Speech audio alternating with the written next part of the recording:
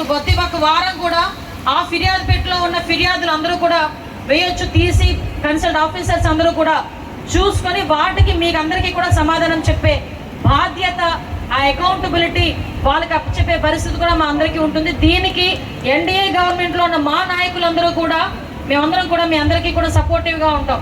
అక్కడ ఫిర్యాదు పెట్టెల్లో ఉన్నాయి, ఆ ఫిర్యాదు పెట్టెల్లోని 5 చోట్ల పెడతాం నియోజకవర్గం మండలంలో. మళ్ళా తిరిగి ఎక్కువ అవుతున్నాయి అనుకుంటే ప్రతి విలేజ్లోని కూడా ఒక ఫిర్యాదు బాక్స్ పెడతాం. ఎందుకంటే చాలా మంది ఆఫీసుల దగ్గరికి వెళ్ళే ఫిర్యాదు చేయలేరు, మా వరకు వచ్చే ఫిర్యాదు చేయలేరు.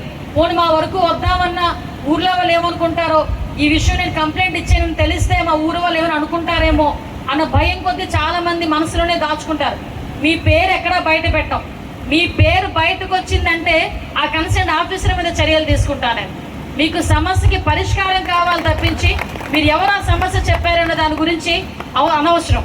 కాబట్టి ఇది కార్యక్రమాన్ని కూడా మేము అందరం కూడా తీసుకుంటున్నాం. అదేవిధంగా మీకు పోలీస్ డిపార్ట్మెంట్ వాళ్ళకు కూడా చెప్తున్నాం, ఇది హోమ్ మినిస్టర్ నియోజకవర్గం.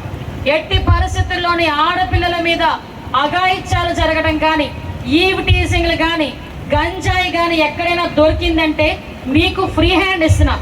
గంజాయి విషయంలో కానీ, ఈవ్ టీజింగ్ల విషయంలో కానీ, ఆడపిల్లల్ని అబ్యూజింగ్ చేసే విషయంలో కానీ, మందు విషయంలో కానీ, సారాల విషయంలో కానీ మా నాయకులు ఫోన్ చేసినా మీరు పనిచేయాల్సిన అవసరం లేదు.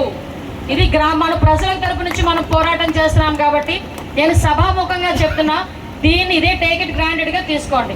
ఎందుకంటే గంజాయి విపరీతంగా పెరిగిపోయింది. ఎంత విపరీతంగా పెరిగిపోయిందంటే వయసుతో సంబంధం లేకుండా ఆడవాళ్ళు బయటకు వెళ్తూ ఉంటే నోటికి వచ్చిన పేలాపళ్ళని పేలుతున్నారు, బయటకు వచ్చి అఘాయిత్యాలు చేస్తున్నారు.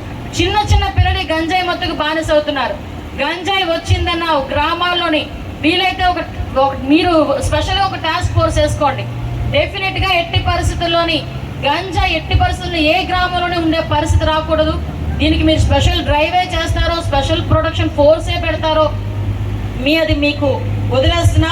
ఎట్టి పరిస్థితుల్లో ఈ విషయంలో నాకు తెలిసి మా నాయకులు ఎవరు ఫోన్ చేయరు. ఫోన్ చేసినా కూడా మీరు పరిగణలోకి తీసుకోవాల్సిన అవసరం లేదు, అది కూడా చెప్తున్నా.